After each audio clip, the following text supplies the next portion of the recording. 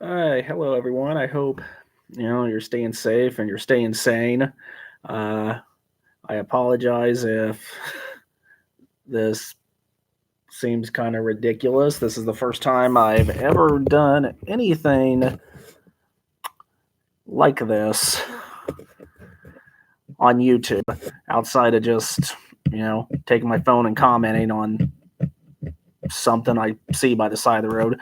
Anyway, so I just wanted to talk about since for some reason it's restricted, no matter what link I give you for Red Summer. It's something that has really been whitewashed throughout history, and it's just something that isn't talked about anywhere near as much as it should be. Now, let me just fill you in a little bit on Red Summer. What you have is you have this thing going on called the Great Migration. Now, there's been a lot of great migrations that have happened throughout history. This was the one that happened, you know, kind of after, not too long after the Civil War, but it really started to pick up after, around the turn of the century. What you had all these African Americans. They were former slaves. They were freed. So now, what do they do? You know, a lot of them have been, a lot of them have been bred to be slaves. Their fathers and their fathers and their fathers were slaves. I mean, this was a really, really horrible system that was occurring in the South, and it conditioned generations upon generations to not have education, not really know how the world works, and just kind of know how to do hard work and be slaves. Now, after this, after the Civil War, after the 13th Amendment, and they were freed, it kind of took a little bit of adjustment for them to understand, for a lot of them to understand exactly what freedom is and what they can do. And then over time, they eventually start to move north because you have a lot of very racist people in the South. You got a lot of uneasy people. There are, you have Jim Crow going on, Jim Crow laws in place all over the place, everywhere. They're not welcome in a lot of places. So, they pick up and move either up north or they go west, which actually one third of all cowboys in the Wild West days were African American. Now, now a lot went north because the North started to industrialize quite a bit, and it wasn't just around New York City or Philadelphia or places like that. You started to have all these towns to start to create factories. You started to have more. It was easier to travel and transport things. It was easier just to travel. Period. But anyway, you had this great migration after 19 around 1900. Yeah, probably started a little bit after that, but yeah, these African Americans, they were escaping Jim Crow South, and they were going. A lot of them were going north. Now, what would end up happening is, if you're an African American living in an area where a lot of people are uneasy to be around you, and basically you're not welcome there, then you're going to move to a new area. Well, the North is very, very, very white, and racism exists everywhere. So what you had was, a lot of the African Americans. They're not going to settle in a town that's 100% white. They're going to go settle in these communities that where really they can be with people that are similar to them. They're going through the same things, and feel a lot safer. Now, that's why you don't have too many rural communities that were mainly African American up north.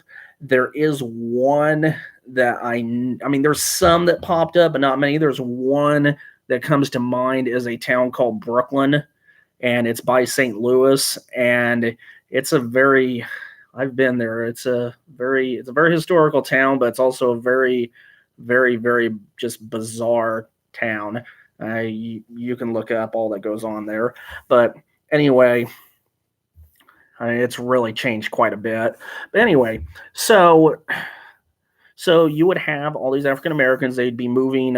They would be moving up north into the big cities. There's factories. There's jobs. There's opportunity. Because there's we have a lot of We have a lot of economic expansion. We have a lot of building occurring in the north. Have a lot of people. There are a lot of jobs where you just need people that are willing to work and make money, and that was really really abundant at the time. And they would find these jobs. They may not be the best jobs. It might end up being like a janitor or working in a meat packing plant or something that's just not something that's not really ideal, but hey, it's good, honest work. Now, you would still have this. There would be a lot of racism as far as the hiring goes. You would have a lot of places that say no by looking at them, be like, no, we don't want your kind here. But eventually they're going to find something, because some businesses are going to care more. However they may feel about a certain group of people, they're, all money talks. Ultimately, they need bodies there. They need people to do the work. And then once you got to World War I, you had a lot of men leaving to go fight in the war. Now we ended up having it was over 110,000 young men die in World War I, and many more came back that were kind of crippled, or they had terrible lungs and couldn't work anymore because they suffered a mustard gas attack. So you had a lot of jobs open up, because keep in mind, women are not full citizens yet, and they don't have the right to vote. They're not seen as necessarily people in the eyes of society. I mean, we're very misogynistic, racist times. But anyway, so just to keep these factories going, you had a lot of, you had a big labor force sitting right there, ready to go, looking for work. So you had a lot of these factories, a lot of these places end up hiring the African Americans. And when those soldiers come back from World War I, they're furious because they see that their jobs were taken from they see that their jobs have been taken by these African Americans that moved from the South.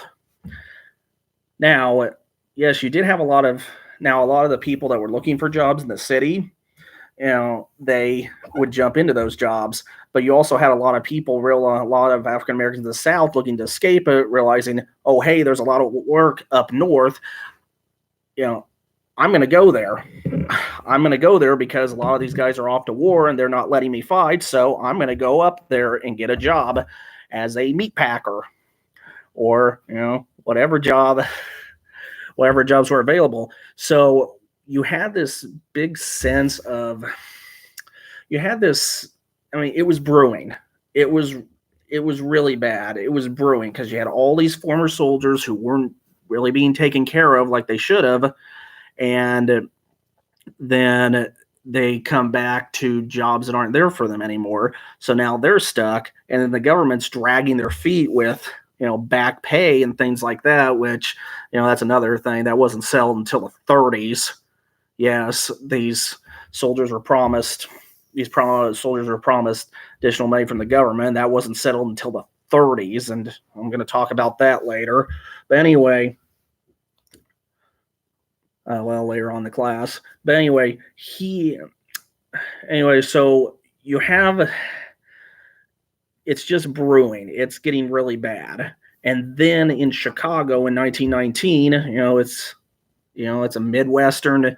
It's a hot Midwestern summer. I mean, you know how it is here. It's either, it either feels like the Arctic or feels like you're in Death Valley. And it was a really, really hot summer.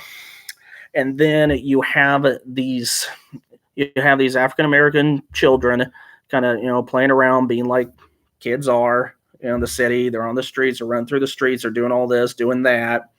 And then there's an issue where a cop comes up to them and starts accosting them. And then you ended up having a crowd forms, and this rock comes and hits the cop, and then the cop ends up shooting, and he ends up hitting a 10-year-old kid. Well, the way this community saw it was you just saw this white cop kill a 10-year-old African-American boy. Now that boy probably didn't even throw the rock. The rock probably just came from somebody, in the crowd looking to cause trouble. And this set off a riot, and it was bad. People actually thought it was going to be the Great Chicago Fire Part 2, which the Great Chicago Fire destroyed most of the city. And this led to, buildings were set on fire. All kinds of buildings were set on fire. There was rioting in the streets. There were just people out for blood. They were angry at this, and it took a lot to get it under control. But you started to have it. All this was boiling over. This started to happen in other cities. There was one where I lived, a city I lived in. And I actually didn't live very far from where this happened. And I was shocked to hear about it. But I figured out that people in the city do not like to talk about whatsoever. In Omaha, there was this one African American that was accused of doing something bad, and it involved a white person, and they were taken to the jail. And when they're in the jail, which the county jail was also in the courthouse, it's a massive courthouse. You had this crowd form, you had this angry mob form, and they're like, okay, we want him. And then the cops and all the city officials are like, no, he needs to have a trial. We haven't really had a grand jury trial yet. We've just arrested him and booked him because we're still investigating. Well, they completely surround the building, and they're out for blood. The people inside are getting very nervous, but the cops, city hall workers they're not giving in whatsoever. The mayor goes out to try and calm them down. I may have told this story already, but if I haven't, I'm going to say it again because it's a very, very interesting story. The mayor comes out, tries to talk down the mob. The mob lynches him. The mob just lynches him to send a message. They hang him up by a light pole. And then some of the cops see what's going on. They get in a car. They just plow through, get the mayor down from the light pole, and then get him inside. Now, the mayor survived, but he had to retire from politics because he could barely talk after it. So you have this crowd that's angry enough, they're willing to lynch the mayor, and he hasn't done anything at all. This is just unreal. But then eventually what they do is they set fire to the courthouse because they're serious. They want this guy. They set fire to the courthouse, and it ends up they end up freeing all the prisoners out of their cells because, rooms are starting to burn, and they just keep going up and up and up as rooms are burning, and they go to the roof. And this crowd's going to burn all these people in the courthouse alive. And then, they let this go for several hours. And then eventually they did. Eventually they gave up the guy.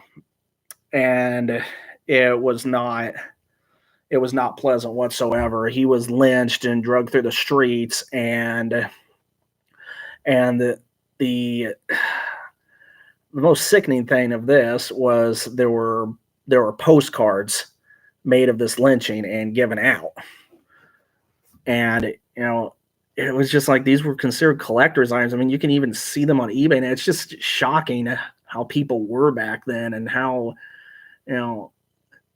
just how much hatred there was. Just how much hatred there was. And this was a product of its time because of you had all this brewing tension, and people were angry that these African Americans were coming in from the South, and taking what they perceived as white jobs while they were off to war fighting for their country, and also, trying to essentially bail out the world from the war that had been going on for several years. And I mean, this was a collection of a lot of problems that really could have easily been avoided. But there was also some other place, you had some other towns, like there was one town in the South, it was in Arkansas. You had something similar to this, to like what happened in Omaha, only you had this issue where, I had to deal with, white workers are mad, they took our jobs, a riot starts, some people, I mean, it encompasses the whole town. It was a town kind of like Robinson from what I got. And, you ended up having several people die. You had several people die, and then 12 people were sentenced to death by hanging. All white jury. All the people that were convicted were African American. Every single white person got off scot-free. I don't even know if any white was indicted. But this just occurred throughout the year. It even started in 1919. It even went over to next year. And usually most cities up north, except for some reason New York City. I don't know why. I've never really seen a big one from New York City, but you're talking like St. Louis, Philadelphia, Indianapolis, Kansas City, all of them. There was a Chicago, of course. There was some type of massive race riot that occurred during Red Summer. And you also during Red Summer, because you have all this happening in the big cities, you have these little towns as well, where, little-ish towns, say like Murfreesboro, towns of 5 or 10,000, where you would have things like this happen too. I bring up Murfreesboro because, you had lynchings occur there. You started to have lynchings more and more start eking into the north. I mean, lynchings did happen once in a while, but they became more and more frequent right around this time. Also, what didn't help this was the rise of the Klan.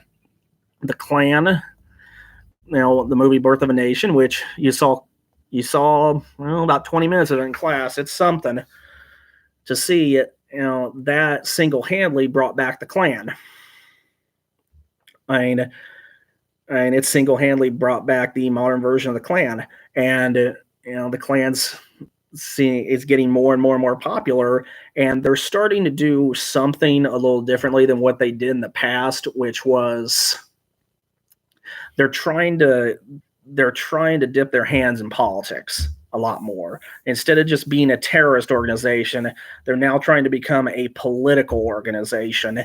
And they're trying to change the narrative and shift as much as they can away from the terroristic aspect. When they do engage in it, they're finding ways to convoluted ways to justify it, justify their actions. But anyway, playing off of Red Summer, the Klan becomes more and more and more popular, and you either have some people that are to the extreme and they're going to go with them, they're going to side with the Klan regardless, and then you have some people that are just kind of on the fence, and then they end up getting manipulated into joining the Klan. They may not be active members, but they may be card-carrying members, because one big thing that an organization like the Klan needs is money. Where do they get money? Well, membership fees. They would charge usually $10 a year for a membership fee, and they would focus on, try to focus on as many big cities as possible and just kind of get a good following. And there was at one point, they sided more with the Democrat Party than the Republican Party. And at one point in Indiana in the early 20s, 40% of all registered Democrats were card-carrying members of the Klan. Now, years upon years later, when you had some older politicians, when they were younger, it's like they were card-carrying members of the Klan, and then they kind of realized, hey, man, this is ridiculous. But then 40 years later, all of a sudden, they're in the Senate, and they're like, oh no, because it came to light. There was actually one senator who he was in the Senate for almost 60 years. This came to light, and he just talked openly about it. He didn't, really quite understand what it was, and it was just a sign of the times. You didn't realize how bad they really were. Now, and the Klans back there, they're fueling all this, and they're also spraying out through all these small communities. Southern Illinois was a hotbed for it. They'd go from one big town, go to the rural communities outside, and try to eke their way into another big town. And they even moved their headquarters to southern Indiana just to kind of get closer to the north and try to take advantage of some of the bigger cities up there, and all the towns in between. Now, what brought down the Klan was the head of the Klan. He got it was some very weird story that would end up as it would end up on like a Forensic Files show if it had happened nowadays.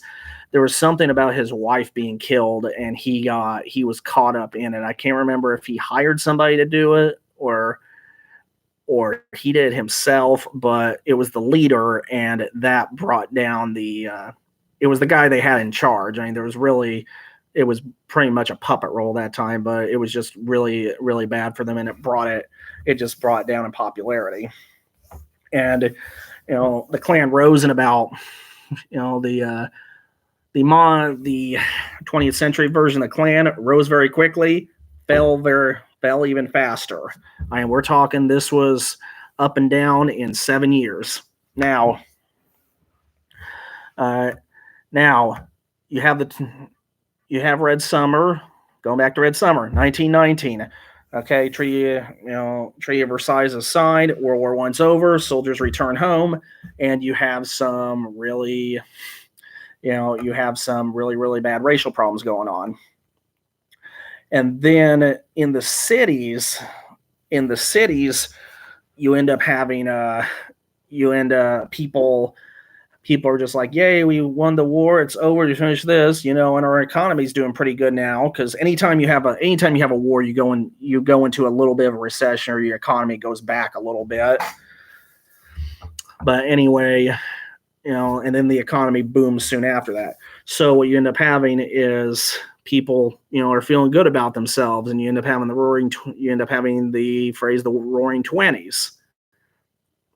Now, one thing you're going to see is, the 20s were pretty good. The presidents were not that good. And that's because the Roaring Twenties, president really didn't have to do a whole lot. The economy was doing good. It was just kind of just keeping the flow going. I mean, our first president in the 20s was one of the most corrupt politicians in the history of not just the White House, but in the history of the federal government. And he was pretty popular just because, economy was good, things were going well, so it's reflective on him. And then after that, you kind of had a fairly do-nothing president. I mean, he literally just kind of sit back and let everything develop. Now, the racial problems were still there. But they were just kind of cast aside and totally forgotten about. And people just kind of got distracted and started focusing on the Roaring Twenties and just how great things are, there's my other hand, things are. Now, if this ends up working, I'll do another one. I'll do some of these coming up. I'll talk about, I think the next one I'll talk about is the stock market crash. The stock market crash didn't start the Great Depression. It just didn't help at all. I mean, it did not help. It was just the nail in the coffin. And part of that goes back to World War I, and also Red Summer. So I hope you enjoyed this. I hope I did this right and it works. And, you all have a great weekend. Enjoy your break and stay safe and stay sane.